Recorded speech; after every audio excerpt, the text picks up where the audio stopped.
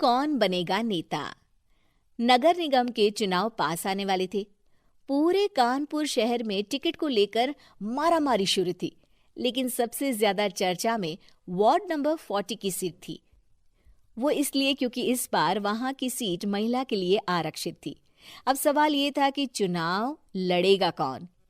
इससे पहले ठाकुर साहब वहां से पार्षद थे और इस बार उन्होंने अपनी पत्नी सीमा ठाकुर को टिकट दिलवाई और ठाकुर साहब की शान के कारण सीमा जी ने 20,000 वोटों से चुनाव जीत लिया। अरे बधाई हो सीमा भाभी, अब तो आप वार्ड की पार्षद बन गई हैं। अब तो हमारे काम आप ही करवाएंगी। अरे ये तो सिर्फ नाम की पार्षद बनी है, वो तो महिला सीट आ गई, वरना पार्षद तो मुझे ही बनना था। अब भले ही चेहरा इसका होगा, लेकिन पावर तो मेरी ही होगी। अरे वाह भाई साहब, क्या दिमाग लगाया है आपने भी। आइए आप लोग, खाना लगा दिया है सबके लिए। सीमा जी पार्षद बन चुकी थीं, फिर भी उनकी एक ना चलती। सारे काम ठाकुर साहब खुद ही संभाल लेते और जहां जरूरत पड़ती वहां सीमा जी का अंगूठा लगवा लेते। सीमा जी ज्यादा पढ़ी लिखी भी नहीं थी। एक दिन ठाकुर साहब और सीमा एक प्रोग्राम में जाते हैं। अरे ठाकुर साहब, आप आ गए। ओहो, पार्षद मैडम भी आ गई हैं। स्वागत है आप दोनों का।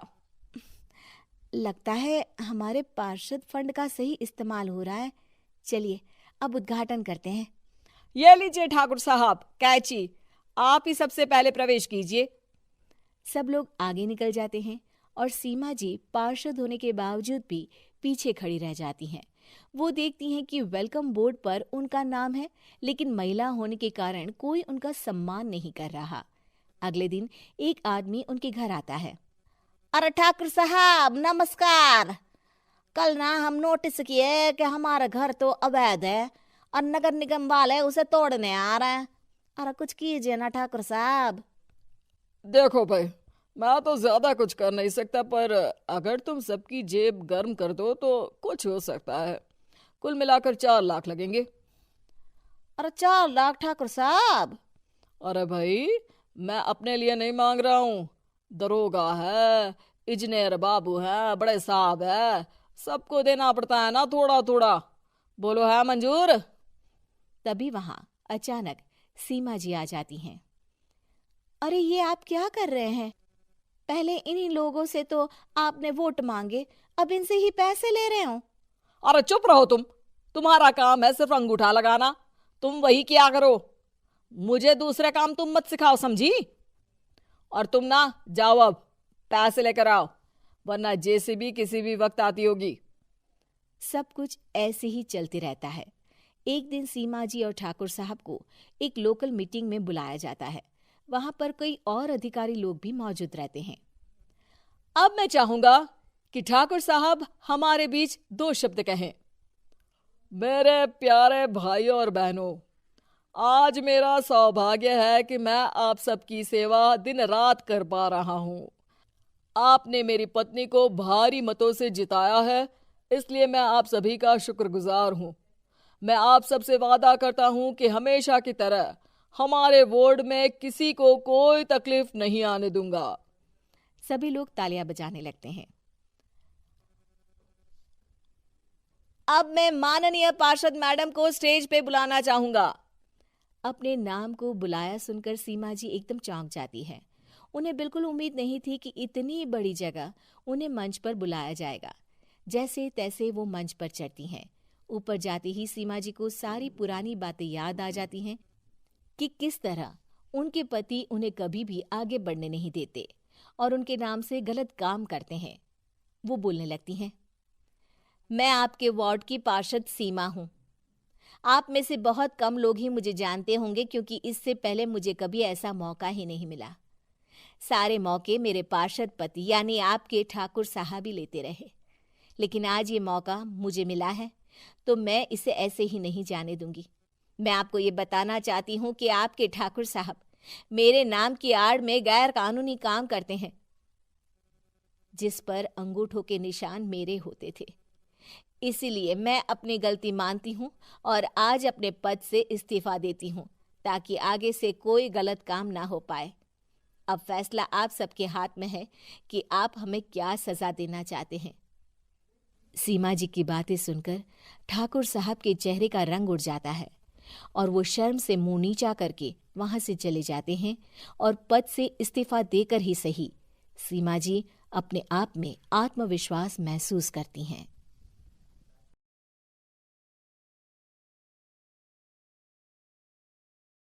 क्या करूं, मैं इतनी सुंदर हूं तो। श्रीवास्तव मौसी का जब बेटा हुआ था, उन्होंने तभी ठान लिया था कि अपने बेटे के लिए सबसे सुंदर लड़की का हाथ मांग कर लाएंगी। श्रीवास्तव मौसी को भी बचपन से हीरोइन बन के रहने का बड़ा शौक था, तो बहू भी उनको हीरोइन जैसी ही चाहिए थी। एक दिन उन्होंने मिस गाजियाबाद डिम्पल से उसकी शादी करवा दी। यहाँ बस एक ही दिक्कत थी, डिम्पल को फेस मास्क बनाना तो आता था, पर आटा गूंथना नहीं आता था। बातें तो पक्की पक्की करती थी, पर रोटियां कच्ची पक्की बनाती थी। कमला बहन, मानना पड़ेगा, आप शहर की सबसे सुंदर लड़की को ब्याह कर ले आई है अपने बेटे के लिए। अब इसमें हमने तो कुछ नहीं किया भाई साहब, सब ऊपर वाले की कृपा है। जी जी, तो क्या क्या कर लेती है आपकी बहू? सब कुछ। जाओ बेटा डिम्पल, शर्मा जी के लिए थोड़ा नाश्ता पानी बना लाओ। डिम्पल नजदीक जाकर श्रीवास्तव मौसी के कान में फुसफुसाती है। मम्मी जी, नाश्ता बनाना तो नहीं आता, सिर्फ पानी ले आओ। अरे बेटा, तुझे देखने कितने लोग आए हैं, इन सबको पानी पिलाने का ही इरादा है क्या? सुंदर हूँ इसलिए देखने आए हैं। क्या करूँ, मैं इतनी सुंदर हूँ तो आप ही बताओ ना, क्या करूँ मैं? अरे बेटा, कुछ मत कर, खाना बनाना सीख ले बस। श्रीवास्तव मौसी के लिस्ट में सुंदरता सबसे ऊपर आती थी और उन्हें उसी का फल मिला। उनके बेटे अशोक ने एक दिन माँ से शिकायत की। माँ, कैसी बहू ढूंढ कर लाई हो? मैं शाम को थक हार कर घर लौटता हूँ तो मुझे कहती है, आज पेडिक्योर करना है, करवा दोगे? अरे जबकि दिन भर काम करके पाँव मेरे थके थे। अरे बेटा, ठीक है ना, धीरे धीरे सीख जाएगी। अरे क्या सीख जाएगी माँ, उससे कुछ भी नहीं आता। हफ्ते भर का शेड्यूल बना लिया है उसने, पेडिक्योर, हेड मसाज, मुल्तानी मिट्टी का ये वो, अरे पता नहीं क्या क्या।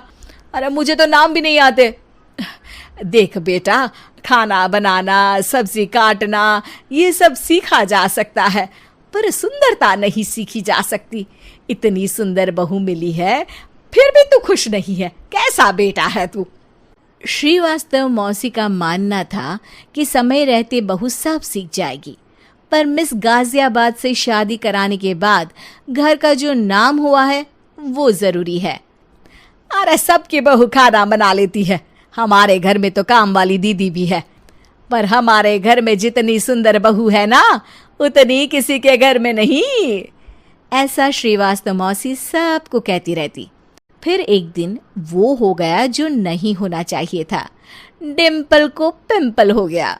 डिम्पल घर में छुपी बैठी थी, पर ऐसी खबर छिपती कहाँ है।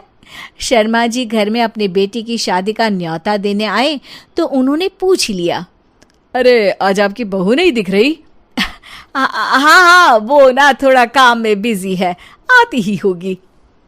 और इतने में डिम्पल सही में किसी काम से वहां आ जाती है।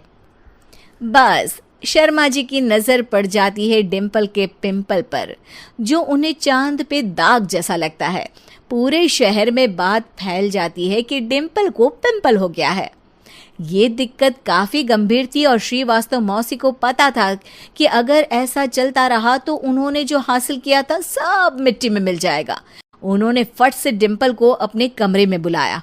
अरे बेटा, शर्मा जी के बेटे की शादी 1 हफ्ते में ही है, हमें उससे पहले ही तुझे वापस सुंदर बनाना पड़ेगा। तू बता, तुझे मेकअप के लिए क्या क्या चाहिए? डिम्पल की दी गई लिस्ट का सामान श्रीवास्तव मौसी शाम को ही ले आती है और उसके बाद शुरू होता है डिम्पल का मेकओवर। 1 हफ्ते में सारे क्रीम्स पाउडर टेस्ट हो चुके हैं और डिम्पल और श्रीवास्तव मौसी रेडी हो जाते हैं शर्मा जी के बेटे की शादी के लिए।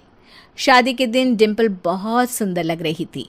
श्रीवास्तव मौसी को उम्मीद थी कि बस अब तो हर जगह वो और डिम्पल ही छाए रहेंगे, चाहे शादी किसी की भी हो। पर जब वो शादी में पहुंचते हैं तो उन्हें बाहर शर्मा जी लोगों का स्वागत करते मिलते हैं।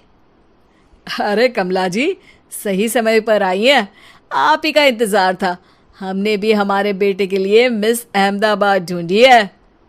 डिम्पल और श्रीवास्तव मौसी दोनों के मुंह खुले के खुले रह जाते हैं शर्मा जी की बहू को देखकर। वो तो डिम्पल से भी ज्यादा सुंदर थी। क्यों, हमने भी अच्छी बहू ढूंढी है ना? हाँ शर्मा जी, बाकी आजकल के ज़माने में सुंदरता से क्या होता है भाई। देखो, बूढ़े तो सब होते हैं। मैं तो मानती हूँ कि बस रोटियां गोल बना दे, इससे ज़्यादा क्या चाहिए।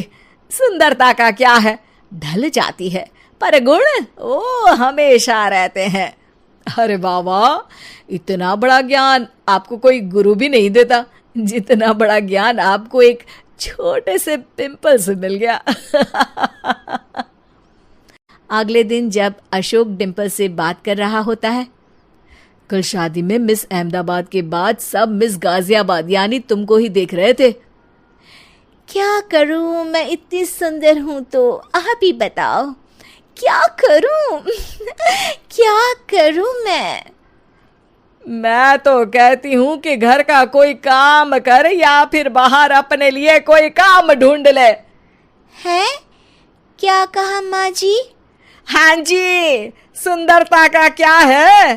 कल तूने मिस अहमदाबाद से मात खाई, आगे कोई मिस हैदराबाद आ जाएगी या मिस फैजाबाद आ जाएगी, इसलिए काम पर ध्यान दो। हाँ।